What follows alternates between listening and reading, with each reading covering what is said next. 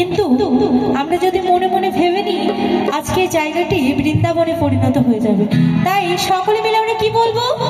তুই বাহু তুলে নিতাই গৌর হরিবল হরিবল হরিবল হরিবল, আর একসাথে কিন্তু আনন্দ হবে এই গানটির সাথে। তাই দুই বাহু তুলে সকলে মিলে আজকে প্রেমানন্দে বাহু তুলে নাচরে বল কৃষ্ণ বলে, আজকে প্রেমানন্দে বাহু তুলে নাচরে বল কৃষ্ণ বলে।